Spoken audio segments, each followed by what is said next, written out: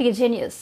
Mancherial MLA నివాసం వద్ద మంచిర్యాల నియోజకవర్గానికి చెందిన ముఖ్యమంత్రి సహాయ నిధి చెక్కులు 106 మంది లబ్ధిదారులకు 32,38,500 రూపాయల చెక్కులను లబ్ధిదారులకు అందజేసిన మంచిర్యాల శాసనసభ్యులు కుక్కిరాల ప్రేమ్సాగర్ రావు. ఈ కార్యక్రమంలో Mancherial municipal chairman, vice chairman, Naspur municipal chairman, vice chairman, కౌన్సిలర్లు, Mancherial market committee chairman, vice chairman, Laxettipet market committee chairman, vice chairman, Mancherial నియోజకవర్గ కాంగ్రెస్ పార్టీ నాయకులు, మహిళా నాయకురాలు, ప్రజాప్రతినిధులు, కార్యకర్తలు పాల్గొన్నారు.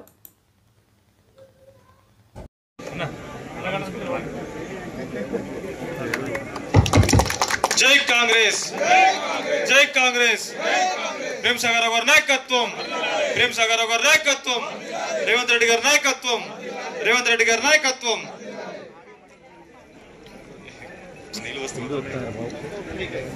మేడం తీసుకోవాలి.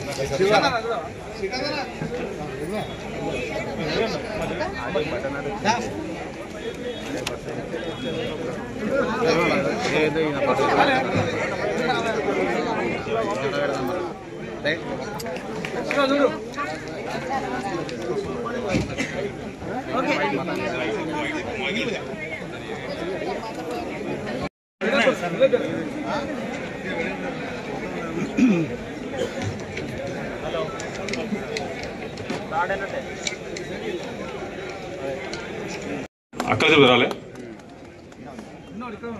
23 ward 23 ward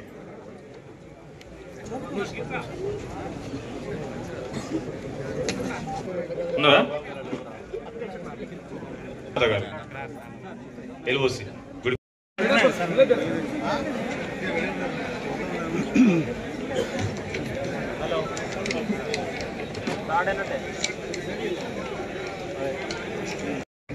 market committee chairman.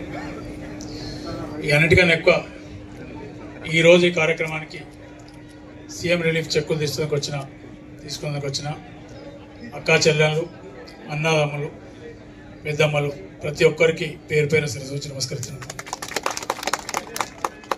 ఈరోజు నేను ఇక్కడ నిలబడ్డానంటే, ఈ చెక్కులు పంచే అవకాశం నాకు ఇచ్చిందంటే, మీరందరూ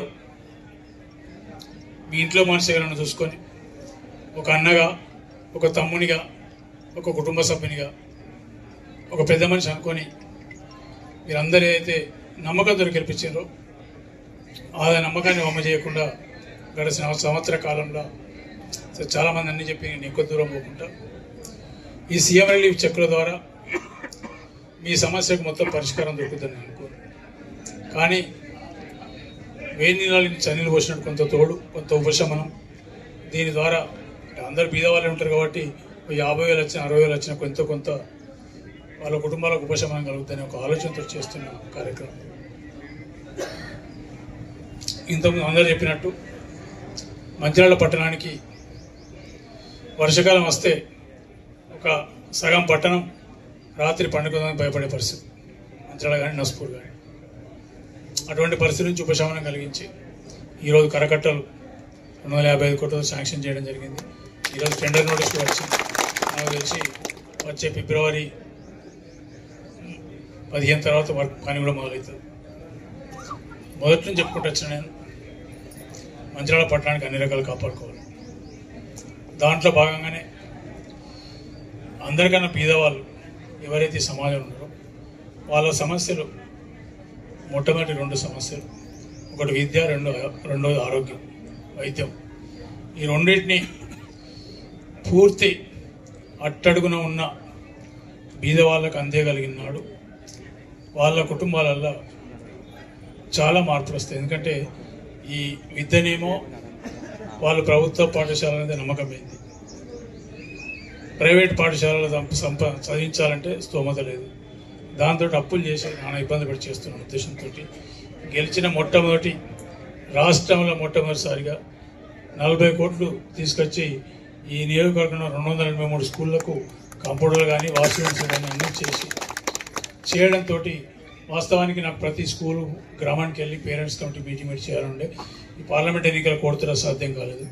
కానీ ఏవైతే అభివృద్ధి చూసినో దాదాపు 15,000 మంది ప్రభుత్వ పాఠశాల విద్యార్థులు 4,500 పెరిగింది పోయినసారి. ఈసారి ఇంకా చాలా ఇంప్రూవ్మెంట్ జరిగింది, చాలా చేస్తుంది. వేరే స్కూల్ కూడా వచ్చినాయి. నా ధ్యేయం ఒకటే, విద్య కోసం కానీ వైద్యం కోసం కానీ ఉద్యోగం కోసం కానీ మంచిర్యాల నియోజకవర్గ ప్రజలు ఎవరు కూడా హైదరాబాద్ పోకుండా మన పిల్లలకు మన విద్య ఇక్కడనే చెప్పించుకొని, విద్య అంటే నాణ్యమైన విద్య, ఈ కార్పొరేట్ స్కూళ్ళు కార్పొరేట్ కాలేజీలకు ధీటుగా వాటికన్నా మంచిగా విద్య. ఈ హాస్పిటల్ విషయానికి వస్తే పిల్లల మిత్రులందరూ చెప్పాను ఒకటి, తెలంగాణ రాష్ట్రంలో హైదరాబాద్ తర్వాత మొట్టమొదటి సూపర్ స్పెషాలిటీ హాస్పిటల్ మంచిర్యాలకి రావడం జరిగింది. దానికి దామోదర రాజనరసింహ మంత్రి, గౌరవ మంత్రి గారు వచ్చి శంకుస్థాపన చేసి వర్క్ స్టార్ట్ అయింది. స్లాబ్ ఇంకో 15 రోజుల్లో స్లాబ్ కూడా పడుతుంది. భగవంతుడు ఆశీర్వదిస్తే మీ అందరి సహకారం ఉంటే ఇంకో 2 సంవత్సరాల కాలంలో హాస్పిటల్ పూర్తయితే మనం హైదరాబాద్కు ట్రీట్మెంట్ కోసం పోకుండా ఇక్కడనే ప్రతి రోగానికి ఇక్కడనే మనకు ట్రీట్మెంట్ అయితే ఎక్కడికి కూడా అవసరం లేదు. మంచిర్యాలనే హైదరాబాద్ కన్నా మంచి వైద్యం ప్రయత్నం చేస్తుంది. అదేవిధంగా విద్య కూడా చాలా వేగంగా జరుగుతుంది. ఇంకో 2-3 సంవత్సరాలు మీరు అనుకున్న విచిత్రాలు జరుగుతాయి ఇక్కడ. ఇక రోడ్ల విషయానికి వస్తే మీ అందరికీ తెలుసు, ఇక్కడ వేరే చెప్పడం అవసరం లేదు. ఒక్క ఫ్లైఓవర్ చాలు. ఫ్లైఓవర్ మీద అంతకుముందు నేను చూసిన గుర్తున్నాను. నెలకు కనీసం ఒక 100 మంది పిల్లలు పడడు, దెబ్బలు తగలడు, మోకాలు వలడు, చనిపోవడం కూడా జరిగింది. అటువంటి దాన్ని గెలిచినాక నెల 2 నెలల లోపలే కంప్లీట్ చేసినాం. అంతకుముందు మంచినీళ్ళ సమస్య ఉంది. మంచినీళ్ళ సమస్య 25 సంవత్సరాల సమస్యను గెలిచినాక 45 రోజులు పూర్తి చేసి ఆ దినం సంక్రాంతి పండుగ రాదు అశోక్ నగర్లో ఇనాగరేషన్ చేసినట్టు చెప్పినాం. 20 సంవత్సరాల సమస్యకు పరిష్కారం చేసినాం, కానీ ఇది శాశ్వత పరిష్కారం కాదు. దీంట్లో కూడా కొన్ని ఇబ్బందులు ఉంటాయి, చదువుకోనని చెప్పినాం. ప్రజలు కూడా సహకరించారు. అప్పుడు మొదలుపెట్టిన కార్యక్రమం ఇప్పుడు నడుస్తుంది. పొద్దున గంటిస్తున్నాం, సాయంత్రం 1 గంట ఇస్తున్నాం. ఎండాకాలం మాత్రం సాయంత్రం ఇవ్వలేదు. చిన్న సమస్యలు వస్తున్నాయి, ఇక్కడ ఇప్పుడు కూడా ఇంకా వస్తున్నాయి. బట్ అన్ని సమస్యలు తీర్చుకుంటూ ముందుకు వెళ్తున్నాం. ఏ కార్యక్రమం మొదలుపెట్టి ఇప్పుడు కావాలి. ఈ రైతులకు సంబంధించిన మట్టుకు పోయిన డిసెంబర్ 3 తారీఖు నాడు గెలిస్తే పార్టీ అత్యవసర సమావేశం హైదరాబాద్ రమ్మంటే హైదరాబాద్ పోతే నేను హైదరాబాద్లో ఉన్నా కూడా 5 తారీఖు నాడు అప్పటి కలెక్టర్ ఫోన్ చేసి మా రైతు సోదరులు గడిచిన 9 సంవత్సరాల నుంచి తాలు తప్ప పేరు మీద దాదాపు క్వింటల్కి ఒక 10 కిలోలు, అంటే 2 కిలోలు 3 కిలోలు మొదలుపెట్టి లాస్ట్కి 10 కిలోలు తీసుకుపోయి జోక్కుంటున్నారు దళారులు, అప్పటి ప్రభుత్వం, అప్పటి సంబంధించిన వ్యాపారస్తులు అందరూ కలిసి దోసుకున్నారని చెప్పి 5 తారీఖు నాడు ఫోన్ చేసి రేపటి నుంచి ఈ నియోజకవర్గంలో ఒక్క గింజ కూడా ఎక్కువ జోకొద్దు అంటే 6 తారీఖు బంద్ చేసిన తల్లి. రాష్ట్రం మొత్తంలో మన నియోజకవర్గం మొట్టమొదటిసారి మొదలుపెట్టి నేను గెలిచినాక 3 రోజులు చేసాను. గెలిచినాక 45 రోజులు మంచినీళ్ళు ఇచ్చినాం. సాగునీళ్ళు పోయినసరికి అక్కడ మన ఏది ఎల్లపల్లి నీళ్ళు రావద్దని చెప్పాను. నేను ఒకటే మాట చెప్పాను, అసెంబ్లీలో కూడా మాట్లాడి చెప్పాను, మా నీళ్లు మాకు ఇచ్చినాక మీరు ఎక్కడన్నా దావని. మా నీళ్ళు లేకపోతే 5 సంవత్సరాల నుంచి వాళ్ళు చేయలేని పని 42వ డిస్ట్రిక్ట్ ఆజిపురకు నీళ్ళు ఇచ్చినామమ్మ తల్లి. పోయిన సంవత్సరం రాష్ట్రం మొత్తం కరువుతో ఎండిపోతే మన నియోజకవర్గం మాత్రం ఒక్క గుంట కూడా ఎండిపోకుండా ఇచ్చాం. ఒక ట్యాంకర్ పెట్టకుండా నీళ్ళు సప్లై చేసినాం. ఈ రకంగా చిత్తశుద్ధితో చేస్తున్నా. నేను బయట అనుకొని చేయడం లేదు. ఇవాళ అంటారు టీఆర్ఎస్ వస్తాను, బీజేపీ. టీఆర్ఎస్ బీజేపీ ఏం లేదు, అందరూ నా ప్రజలే. 3 లక్షల మంది నన్ను ఎన్నుకున్నారు కాబట్టి 3 లక్షల మంది బాధ్యత నా మీద చేస్తానని చెప్తున్నా. పార్టీలకు సంబంధం లేదు, పార్టీలకు అతీతంగా చేసుకుంటూ వస్తున్నా. ఇవాళ నన్ను గెలిపించింది సార్ కాంగ్రెస్ పార్టీ కార్యకర్తలు కష్టపడాలి, సందేహం